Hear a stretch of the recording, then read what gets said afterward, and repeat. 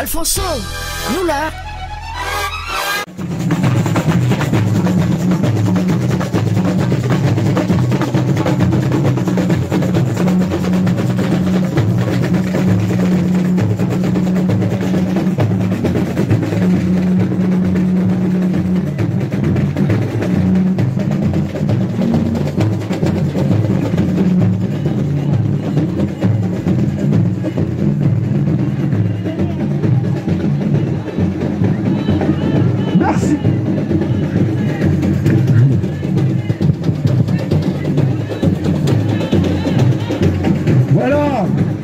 Merci, on a eu un peu de spectacle, mais nous les soignants, on veut se détendre le soir et le week-end, et on veut que les salles de spectacle ouvrent, pour qu'on puisse prendre du beau temps aussi.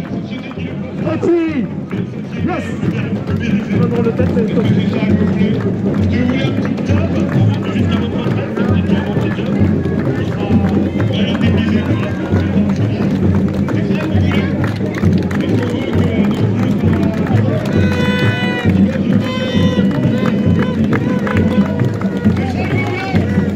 Parce que aujourd'hui, si on veut rester en bonne santé, eh bien, il faut pouvoir se détendre. Et les premiers qui veulent se détendre, ce sont les soignants, parce qu'on en a marre du métro boulot dodo et des heures sup, le soir et le week-end. On veut pouvoir se détendre au spectacle, on veut pouvoir aller au restaurant. Donc il y en a assez de ce couvre-feu, de cette manière-là. Ce qu'on veut aujourd'hui, c'est des emplois à l'hôpital pour pouvoir mieux s'occuper de nos patients, des lits et des vaccins. C'est ce dont on manque aujourd'hui. Et là, vous êtes devant un hôpital de l'assistance publique. Eh bien, l'assistance publique, aujourd'hui, pour travailler dans de bonnes conditions, nous réclamons la création de 10 000 emplois. L'hôpital, c'est 100 métiers. Donc, il y a de la place pour les chômeurs. Parce que les métiers de l'hôpital, ça va depuis l'électricien, le cuisinier, l'aide-soignante, l'infirmière, jusqu'au médecin. Ce sont 100 métiers. Et bien, plutôt que de payer les chômeurs, il faut payer des salariés hospitaliers, et le meilleur statut, eh bien c'est le statut de la fonction publique, avec des garanties d'emploi, des garanties de retraite. Et ce qu'on propose pour les jeunes, eh bien c'est des contrats d'études. Les jeunes aujourd'hui, ils rentrent à l'école professionnelle, ils sont payés au SMIC pendant leurs études. Ensuite, ils intégreront l'établissement qui a participé au financement de leur formation, et ils seront payés pendant leurs études, et ils auront des cotisations retraite. Ça, c'est attractif aujourd'hui pour les jeunes, c'est ce qu'on réclame, et c'est comme ça qu'on pourra recruter pour les hôpitaux. Donc, il y a besoin d'emplois, 10 000 à l'assistance publique, et 400 000 au niveau national, 100 000 pour les hôpitaux, 200 000 pour les EHPAD, et 100 000 pour le secteur de l'action sociale, de l'aide à domicile et du handicap. Donc voilà pourquoi les personnels de santé sont solidaires de toutes les luttes qui sont menées pour les spectacles, pour le maintien de l'assurance chômage. Tous ensemble, on va gagner.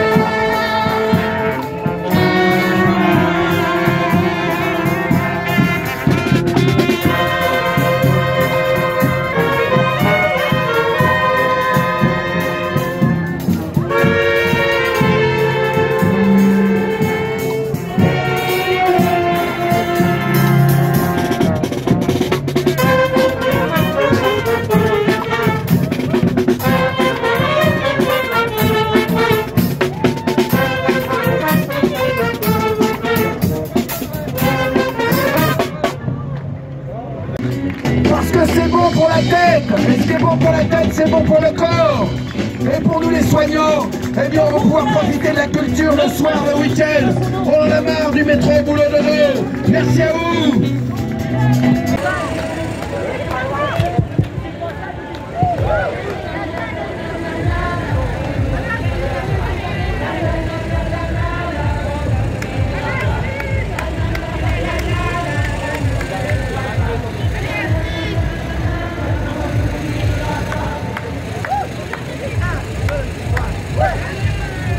Avec nous! 1, 2, 3, 4! 1, 2. 1, 2, 3, 4! Je sais pas après.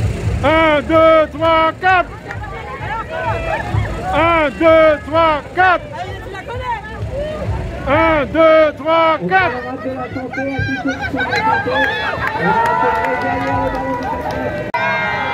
Encore une fois, résistance. Encore une fois, résistance. J'ai pas bien entendu. Résistance. Encore une fois, résistance. Hey Macron, si tu savais tes réformes. Macron, si tu savais tes réformes, où on se met. Aucune hésitation. Non, non, non, à tes réformes bilan. Oui, oui, oui, au progrès social. Oui, oui, oui. J'ai pas bien entendu. Eh oui, il y en a marre de cette politique. Ça fait des années que dans les hospitaliers, ils se plaignent du manque d'emploi. Maintenant, ils ferment des hôpitaux entiers. Avant, ils commençaient à démanteler de l'intérieur en fermant des lits. Maintenant, c'est des sites entiers qui ferment.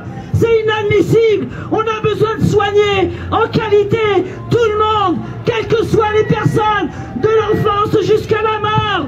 Macron, si tu savais. Macron, si tu savais tes réformes, où on se les met. Aucune hésitation. Non, non, non, à tes réformes bilan. Oui, oui, oui, au progrès social. La culture est dans la rue, l'hospitalier est dans la rue, les restaurateurs sont dans la rue. De cette politique-là, Macron, ça suffit. On est muselé, ça certainement pas. On veut absolument des embauches dans tous les établissements sanitaires, sociaux et médico-sociaux. C'est plus de 300 000 emplois qui manquent en France, dans notre secteur. Alors oui, nous avons besoin de tous nous rassembler. Ensemble, il faut créer l'unité, vraiment créer toutes les conditions pour s'unir, parce que c'est pas à l'Élysée que ça se passe, c'est dans la rue. C'est dans la rue que ça se passe, et pas à l'Élysée. C'est dans la rue que ça se passe, et pas à l'Élysée. C'est dans la rue que ça se passe, et pas à l'Élysée. C'est dans la rue que ça se passe. Eh oui, monsieur Macron, le peuple n'a pas fini de se plaindre. Tu as profité de la crise pour nous bâillonner, pour nous confiner. On comprend, nous les hospitaliers, à quel point la santé publique est toute importance. Mais ça suffit. On a le droit aussi de s'exprimer. Tu fermes les lits pendant la pandémie, alors que tu gaves les actionnaires de cette politique-là. On n'en veut pas de cette politique-là. On n'en veut pas. J'ai pas bien entendu. On n'en veut pas. Encore une fois. On n'en veut pas. Macron, tes réformes. Macron, si tu savais tes réformes, où on se les met. Aucune hésitation. Non, non, non, à tes réformes bilan. Oui, oui, oui, au progrès social. Des inégalités sociales qui d'ailleurs que vous connaissez et que vous subissez au quotidien, mes chers camarades, mes chers compatriotes, dans l'ensemble des départements d'outre-mer. Les inégalités sociales, vous les vivez au quotidien. Cette vie qui est extrêmement chère. Le chômage, ce chômage... Vous y avez travaillé également, J'ai travaillé sur l'île de la Réunion. D'ailleurs, j'embrasse et je salue l'ensemble des camarades et des Réunionnais à l'hôpital où effectivement j'ai pu voir et constater ces inégalités sociales qui sont au quotidien. Voilà. Je crois qu'aujourd'hui, nous sommes tous là, tous les travailleurs, tous les corps de métier, pour dire ça suffit, on veut une vraie vie. Aujourd'hui, ceux qui ont de l'argent, ils ont de plus en plus d'argent et ceux qui n'en ont pas, de moins en moins. Alors cette réforme chômage va créer encore un très grand fossé d'inégalité sociale. Vous pensez que cette pandémie a été bien gérée par le gouvernement actuel pour les départements et territoires d'outre-mer, ici et également en France, hexagonale? Alors, pour l'ensemble des départements d'outre-mer, je ne voudrais pas en parler parce que les camarades sont mieux placés que moi pour le dire, mais Non, ça a été de l'amateurisme pur, de l'improvisation au quotidien, cette gestion. Le président de la République est venu 2 fois à la Pitié-Salpêtrière. J'ai pu le rencontrer. Il m'a dit, monsieur Aïssiou, je vais mettre en place le Ségur. Et ça a été une supercherie, une doperie. Le ministre de la Santé est venu, pareil, c'est que du cinéma. Aujourd'hui, l'ensemble de mes camarades, mes compatriotes, mes frères d'outre-mer, tous ensemble, on gagnera dans l'internationalisme et dans la rue. Êtes-vous satisfait concernant les primes? On parle de primes de 300 €. Mais c'est une connerie, c'est pas ça. Aujourd'hui, nos salaires sont extrêmement bas. À l'hôpital, on est extrêmement mal payé. Pire que ça, c'est des conditions de travail qui sont dégradées. Aujourd'hui, le personnel est carrément démotivé. Alors effectivement, oui, la population nous a applaudi. Mais aujourd'hui, nous souhaitons qu'elle soit dans la rue avec nous. Dans la rue. Vous pensez que ça va s'améliorer, cette pandémie? Il y aura de résultats concernant les conditions de travail? Non. Ça fait plus d'1 an, ça dure? Il n'y aura rien. Il n'y aura rien parce qu'en réalité... Vous n'êtes pas du tout satisfait? En réalité, il faut injecter de l'argent. De l'argent à l'hôpital. Et arrêter de vouloir faire des économies, restrictions. Je crois que pour l'ensemble, en Guadeloupe, c'est Gérard Cotelon, qui est directeur général, qui a été directeur des ressources humaines, qui d'ailleurs je salue au passage. Il ne pourra rien faire si on ne lui donne pas les moyens. Il ne pourra rien faire en Guadeloupe si on ne lui donne pas les moyens de pouvoir embaucher du personnel.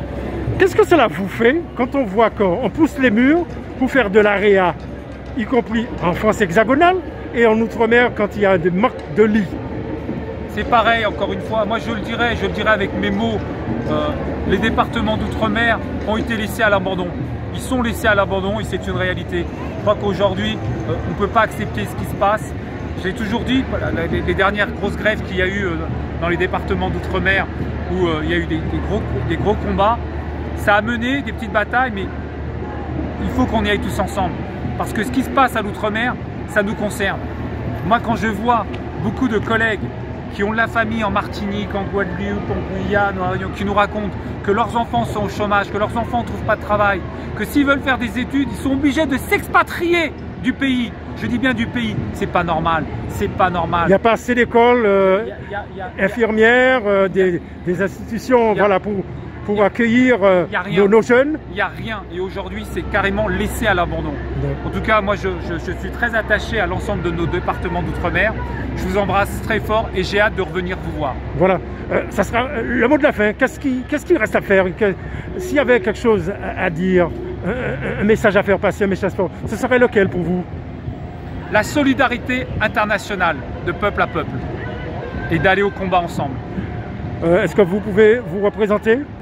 Azdine Aïssiou, secrétaire général de l'hôpital de la Pitié-Salpêtrière. Voilà, je vous remercie, je vous souhaite une bonne continuation. Au revoir.